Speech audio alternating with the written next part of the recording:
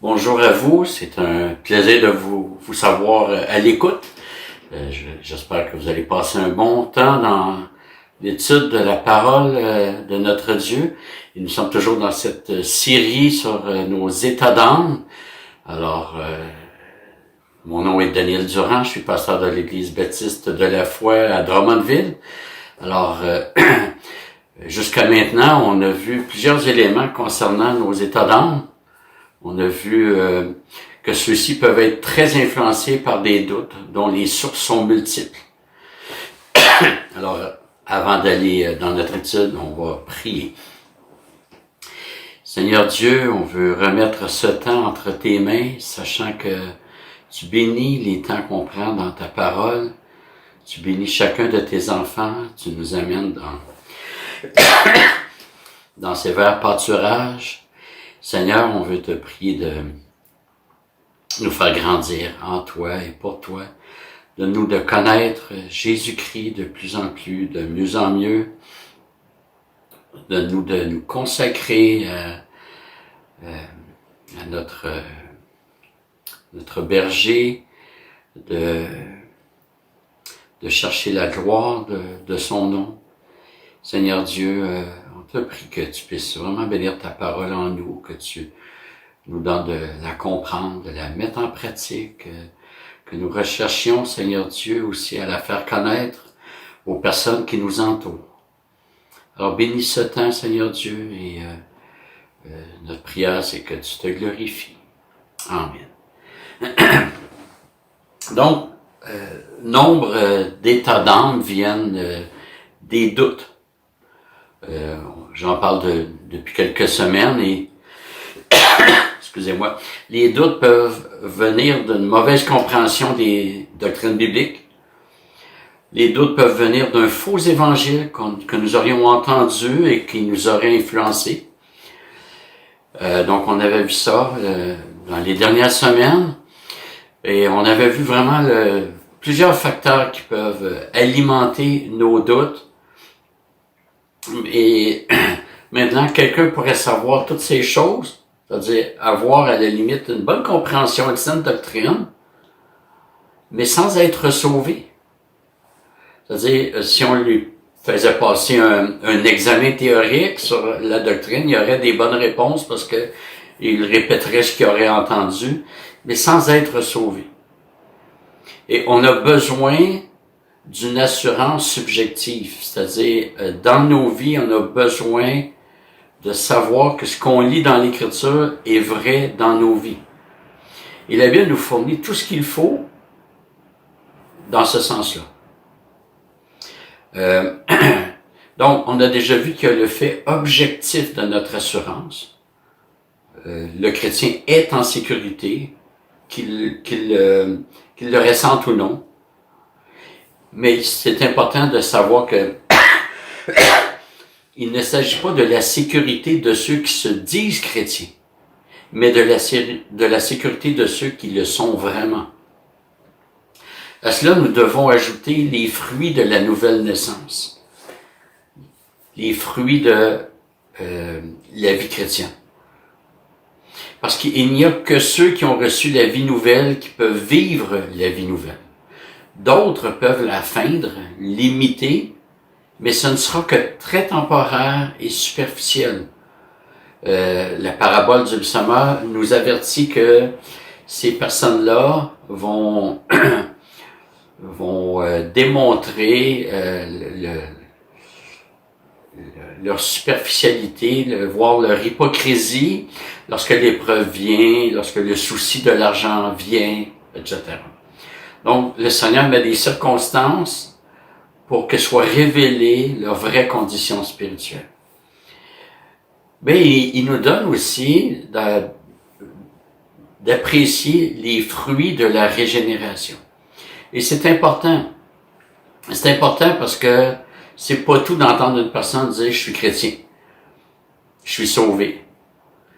Si une personne dit « je suis chrétien », mais continue à vivre allègrement dans le péché et se complaire dans le péché, ce fruit-là nous démontre que la personne n'est pas vraiment chrétienne. Donc, le premier fruit, c'est la repentance. Ça m'est arrivé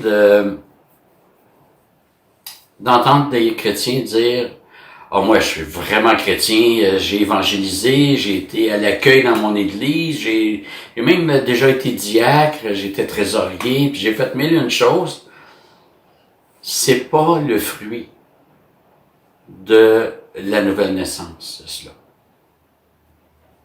Ça sera le fruit, c'est l'expression d'une consécration. Le service, lorsque c'est l'expression d'une consécration, c'est un fruit de la conversion. Mais il y a autre chose. Et le premier fruit que je vous invite à considérer, c'est la repentance. La vraie repentance. J'ai souvent mentionné que la repentance est donnée par Dieu.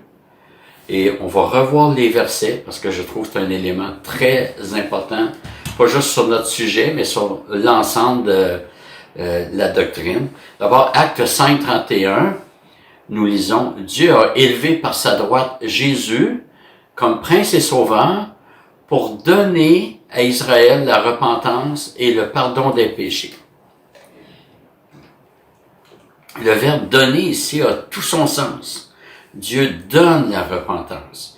Il prend et il remet à celui à qui il donne. Et dans notre verset, le verbe donner a deux compléments directs. Dieu donne la repentance et Dieu donne le pardon des péchés. C'est-à-dire que autant Dieu donne le pardon des péchés, c'est pas moi qui opère le pardon, ben autant Dieu donne la repentance. Attention, ce n'est pas Dieu qui se repent, c'est l'homme. Mais la repentance de l'homme est donnée par Dieu. On va regarder deux autres versets pour voir ce que ça signifie davantage. Acte 11, 18. Dieu a donc donné la repentance aussi aux païens afin qu'ils aient la vie.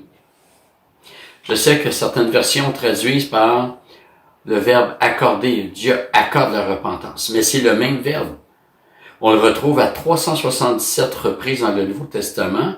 Par exemple, Matthieu 5, 31, c'est Jésus qui parle, on est dans le sermon sur la montagne. Il a été dit que celui qui répudie sa femme lui donne une lettre de divorce. C'est pas juste que le mari fournit les conditions favorables pour que la femme produise elle-même sa lettre de divorce. C'est plutôt que le mari donne une lettre de divorce. Il s'agit de quelque chose que le donateur fournit et que l'autre reçoit. Alors, comment Dieu peut-il fournir la repentance alors que c'est nous qui devons nous repentir?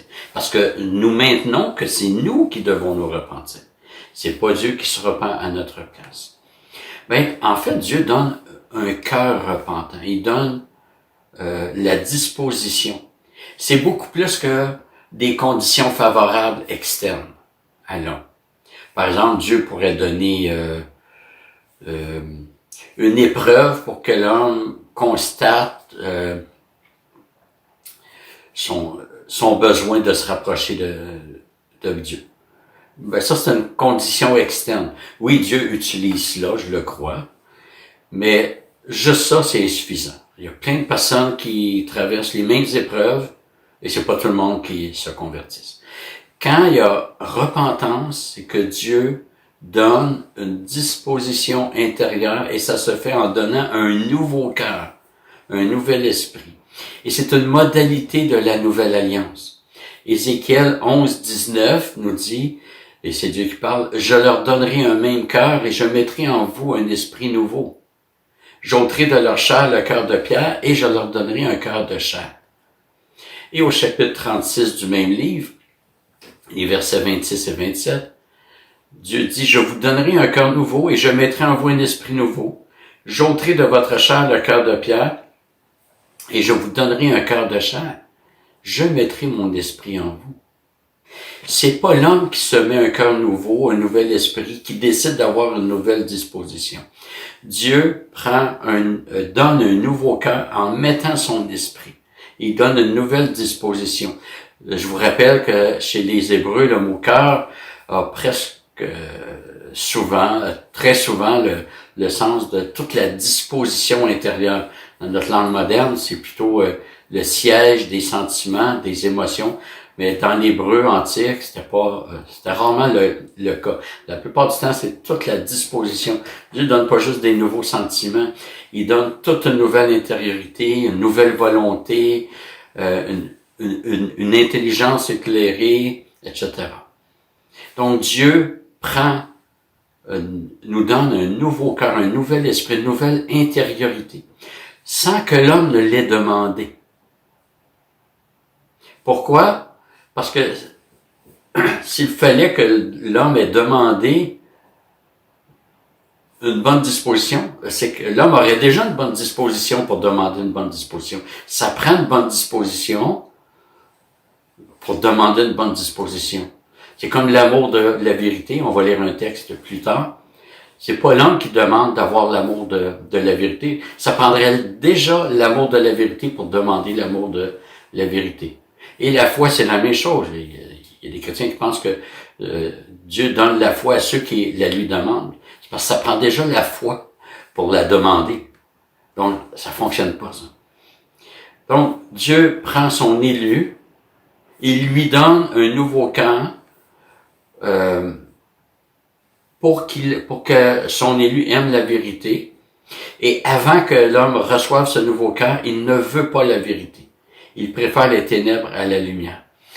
Quand j'ai eu ce genre de discussion avec certains frères, certaines sœurs, ce qui revenait souvent, c'est « Oui, mais moi, j'ai cherché Dieu avant qu'il me sauve, donc j'avais cette bonne disposition-là. » Je pense qu'une des difficultés, c'est que on voit trop souvent la conversion comme un point sur notre ligne du temps. Et on a l'impression que Dieu a commencé à travailler en nous à ce moment-là. Alors que Dieu a commencé, très souvent, il a commencé bien avant.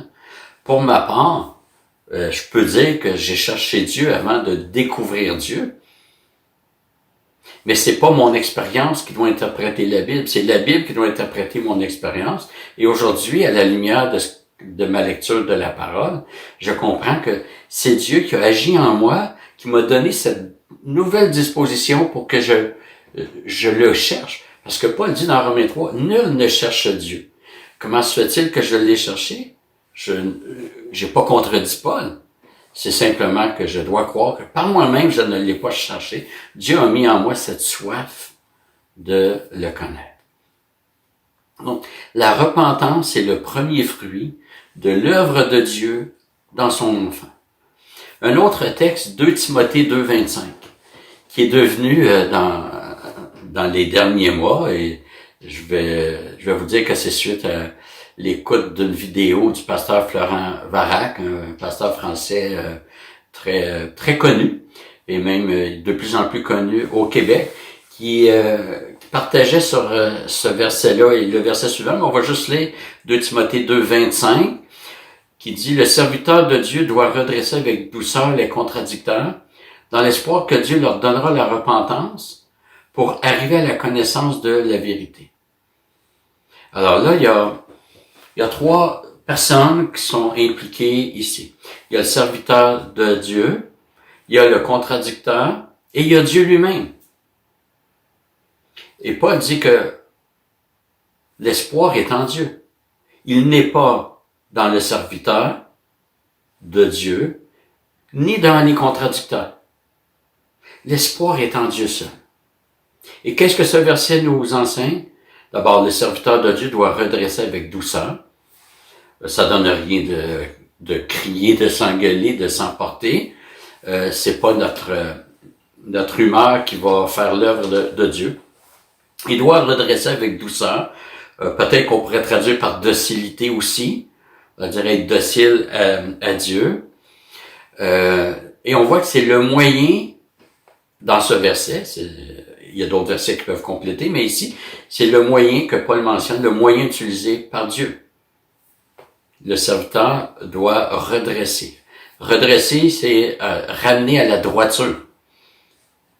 Deuxième chose qu'on peut comprendre de ce verset, c'est que le serviteur de Dieu doit aussi espérer en Dieu pour la repentance du contradicteur. Quand je présente l'Évangile, j'ai aucun espoir en moi-même. L'efficacité n'est pas en moi. Et j'ai aucun espoir dans l'individu qui m'écoute. Mon espoir est en Dieu. J'espère que l'individu va m'écouter si j'enseigne droitement. Mais s'il le fait, j'aurai compris que c'est Dieu qui aura fait l'œuvre en lui. Donc l'espoir n'est pas dans la compétence du serviteur de Dieu, mais en Dieu lui-même. Et c'est un verset qui doit nous diriger aussi dans la relation d'aide, quand on exhorte un frère, peu importe le type d'intervention, l'espoir est toujours en Dieu. Troisième chose qu'on peut apprendre, c'est que les contradicteurs n'ont aucune possibilité de se repentir par eux-mêmes. Parce que si c'était le cas, Paul aurait dit que l'espoir est dans les contradicteurs. Dans l'espoir que les contradicteurs comprennent par eux-mêmes. Mais c'est pas ce que Paul dit. L'espoir est en Dieu. Quatrièmement, ce verset rejette la pensée que Dieu aurait le simple rôle de fournir des conditions idéales à la repentance en espérant que le contradicteur se repente. C'est ce que j'ai mentionné plus tôt. Encore là, si c'était le cas, l'espoir serait toujours dans le contradicteur et non en Dieu. Dieu créerait juste les bonnes conditions, le bon environnement. Mais il faudrait vraiment mettre notre espoir dans le contradicteur, ce que Paul ne dit pas. Et cinquièmement, ce verset enseigne plutôt que le seul espoir de repentance est en Dieu, parce que c'est lui qui donne la repentance. Je vais préciser ici que la repentance n'est pas la disposition qui ne caractérise que notre entrée dans le salut. La repentance est caractéristique du chrétien dans toute sa vie. C'est pas juste pour franchir le seuil de porte. La repentance, c'est une caractéristique de la vie dans la maison du salut. Et je ne dois jamais me fier sur une repentance passée. Ah oui, je me suis avancé lors d'une croisade, maintenant ma vie est tout croche, mais je suis sauvé parce qu'on m'a dit à ce moment-là que j'étais sauvé. La question que je dois me poser, c'est de savoir si présentement je suis repentant. Est-ce qu'aujourd'hui je reconnais mon péché avec toute la gravité qu'il a, et est-ce que je me tourne vers Jésus-Christ, le seul qui purifie nos péchés? Maintenant, comment définir la repentance? Ceux qui ont déjà suivi mes formations pour nouveau, vous allez reconnaître quelques enseignements ici. Moi, je le fais par 4 mots qui débutent tous par la lettre R. Donc, c'est un moyen mnémotechnique. Premièrement, il faut reconnaître son péché. C'est quoi reconnaître? C'est de l'avouer devant Dieu. Et reconnaître, ça implique de ne pas le justifier. Une justification du genre, j'ai péché, mais parce que j'ai eu une enfance difficile, ce n'est pas une repentance. En fait, c'est une accusation déguisée. J'ai péché, mais c'est pas moi qui porte le poids de mon péché, c'est mes parents, c'est ceux qui m'ont façonné dans mon enfance. Je suis en train de transposer sur d'autres personnes ma responsabilité. Quand David a confessé son péché avec Bathsheba, voici ce qu'il a écrit au psaume 51, versets 2 à 6. Lorsque Nathan, le prophète, vint à lui, après que David fut allé vers Bathsheba, et là, la prière commence. Ô Dieu, aie pitié de moi dans ta bonté. Selon ta grande miséricorde, efface mes transgressions. Lave-moi complètement de mon iniquité et purifie-moi de mon péché. Car je reconnais mes transgressions et mon péché est constamment devant moi. Écoutez bien, j'ai péché contre toi seul et j'ai fait ce qui est mal à tes yeux. D'abord, certains pourraient dire, il a pas péché juste contre Dieu, il a péché contre Bathsheba, il a péché contre Uri, puis on pourrait étendre, il a péché contre sa propre famille, puis tout le peuple en étant un très mauvais exemple, et en attirant certains fléaux sur le peuple. David, ce qui est intéressant pour notre propos, c'est que David n'a jamais justifié son péché du fait que Bathsheba se baignait à la vue des voisins. David aurait facilement pu dire, écoutez, oui, c'est vrai, j'ai péché, mais quand même, là, la voisine prend son bain sans se cacher. C'est pas glorieux ce que Bathsheba a fait, mais ça ne justifie pas le péché de David. David, on le voit dans le psaume 51 et ailleurs aussi, il a confessé son péché sans le justifier, sans le briller, sans faire porter la responsabilité sur Bathsheba ou sur d'autres personnes. Il a reconnu non seulement son action, mais aussi sa pleine responsabilité. Frères et sœurs, c'est important pour nous de revenir sur cette notion de repentance. Si j'ai un tempérament qui justifie constamment mon péché, je ne fréquente plus d'église à cause de telle personne qui m'a insulté. À cause de tel pasteur, j'ai pas aimé telle chose. À cause de ci, à cause de ça. Vous êtes en train de justifier votre péché. Vous l'excusez et vous faites porter la responsabilité sur quelqu'un d'autre. Et il y a quelque chose de fondamental qui n'a pas été compris à ce moment-là. C'est que vous voyez les difficultés relationnelles dans l'Église comme un obstacle à votre croissance, alors que c'est un outil de Dieu dans la croissance de ses enfants. Dieu nous fait grandir par les épreuves, et oui, entre frères et sœurs, on s'éprouve. Il y a un texte qui dit le frère aiguise le frère. Moi, je le parodie un peu en disant le frère aiguise le frère. Mais ça fait partie de notre croissance. Ça fait partie des épreuves qu'on a besoin pour grandir. Et se retirer de l'Église pour cette raison-là, c'est se soustraire à un des outils merveilleux que Dieu utilise pour notre croissance.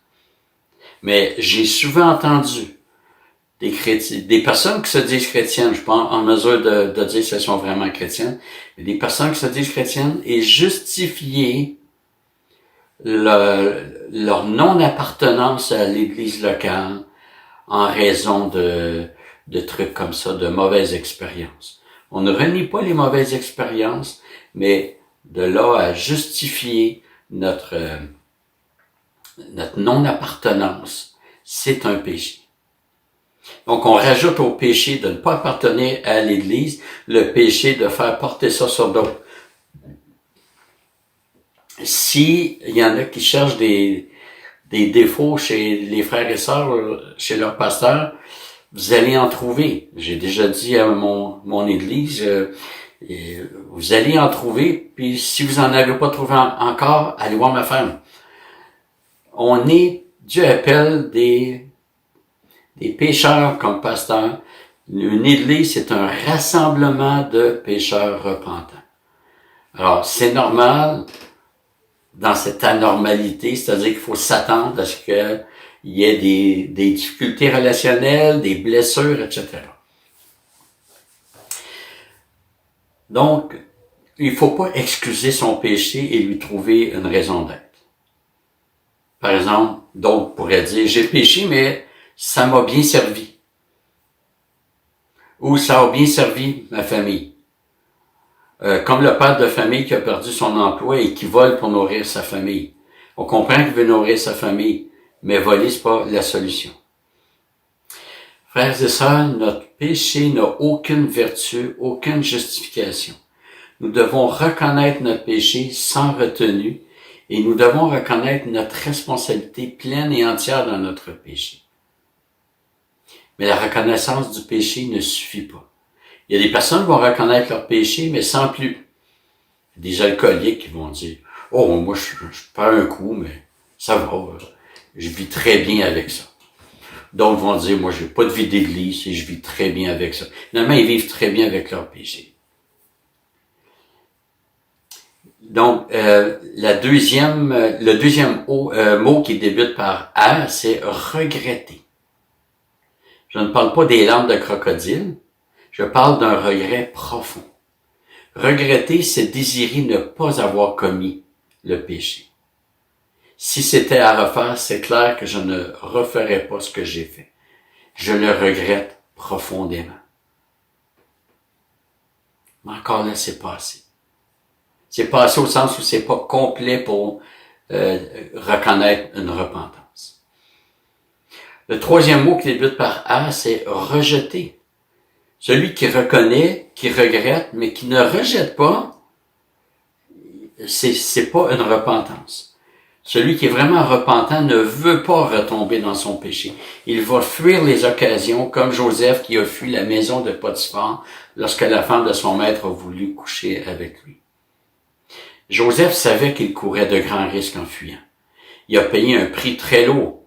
Il s'est ramassé en prison, et la prison qui n'avait rien à voir avec les centres de détention de notre société, où ils ont des gymnases, des piscines, des repas avec plus d'un choix à chaque repas.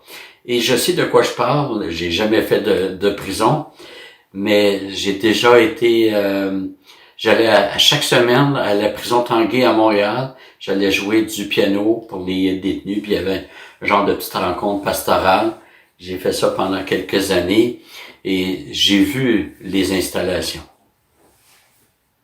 Les détenus qui ont droit à tous les services que même des citoyens ne peuvent pas toujours se payer. Joseph, c'est pas le genre de prison qu'il a connu. Il a été jeté dans un cachot sans hygiène.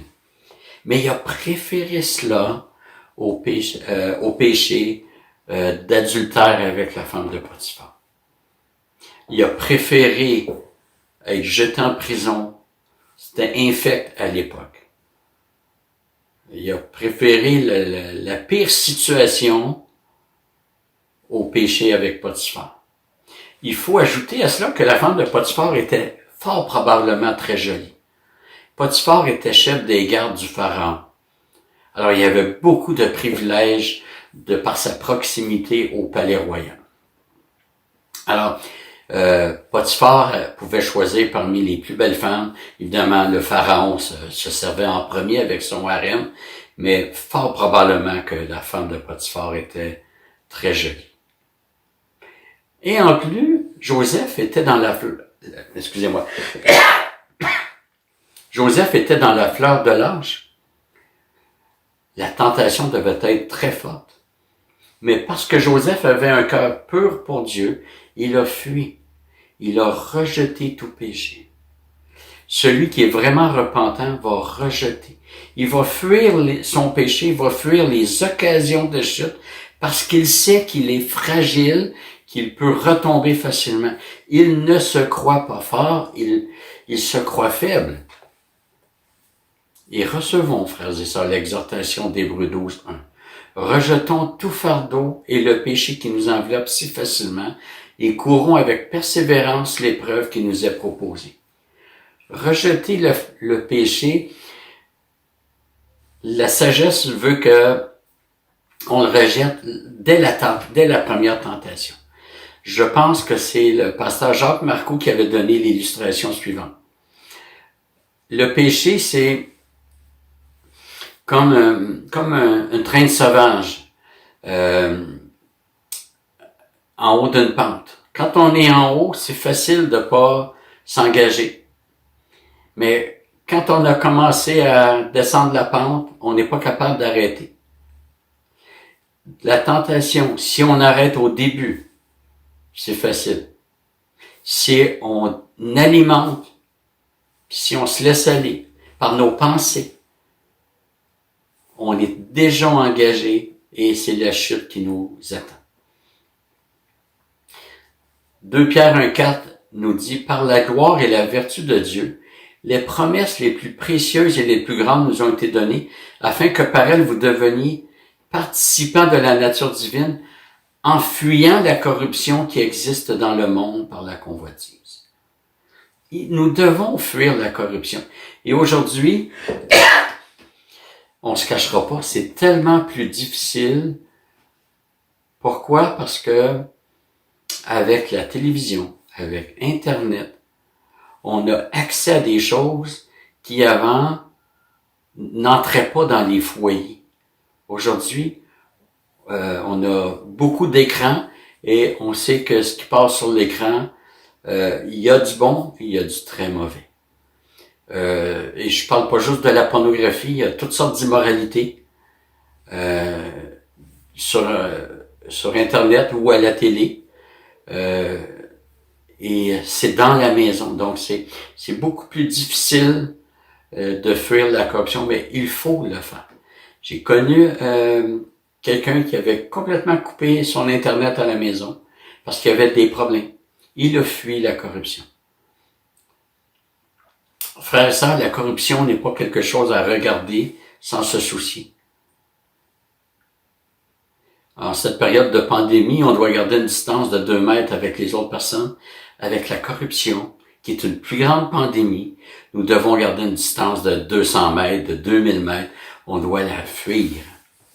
C'est particulier que, comme chrétien, on a plus peur d'une maladie, en fait, je parle pour plusieurs, on a plus peur d'une maladie que du péché. Et je pense que c'est révélateur. Le 4e mot qui débute par la lettre R, donc on a vu reconnaître, on a vu regretter, rejeter, et le 4e mot c'est rétablir, restaurer. Auparavant, j'utilisais le mot réparer, mais bon, j'ai eu certains commentaires disant que ça porte à confusion. David n'aurait pas pu réparer au sens de ramener la situation comme avant. Il avait couché avec Bathsheba et ça laisse une empreinte indélébile chez les deux partenaires. Il a tué Uri, il ne pouvait pas réparer au sens de le ressusciter, ni lui demander pardon. On ne peut pas toujours réparer nos torts. Si nous volons quelqu'un, nous pouvons réparer, c'est-à-dire le rembourser. Mais même à cela, même un simple remboursement ne répare pas. Et vous allez voir pourquoi.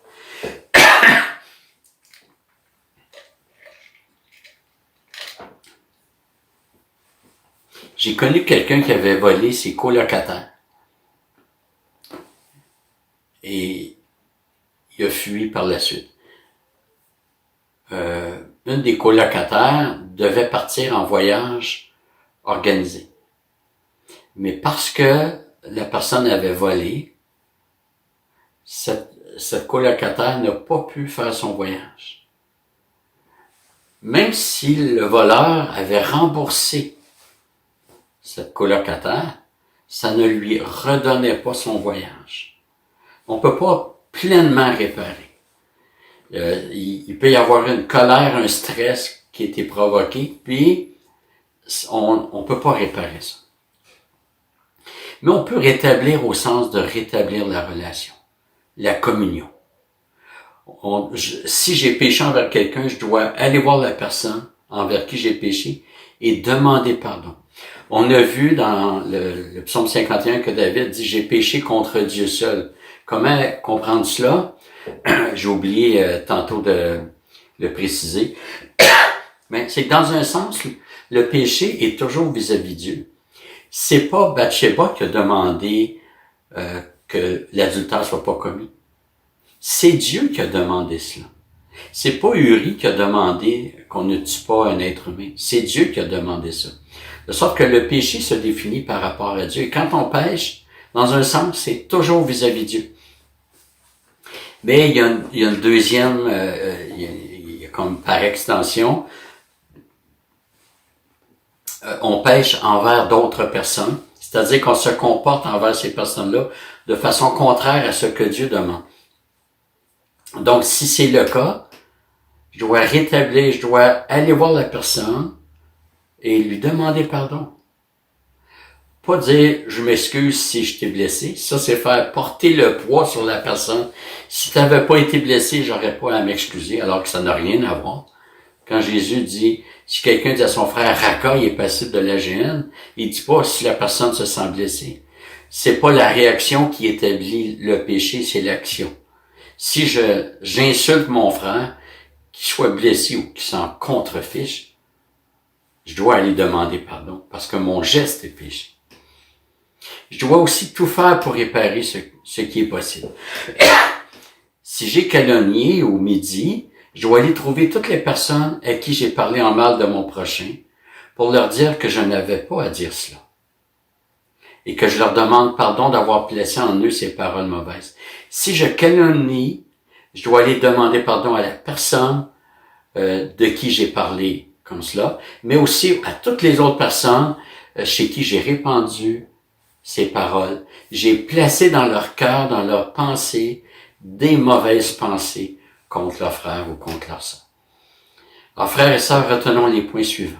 La repentance inclut la reconnaissance du péché, ce qui inclut la reconnaissance de ma responsabilité pleine et entière dans mon péché. Deuxièmement, le regret, c'est-à-dire désirer ne pas avoir commis et être profondément attristé du péché commis.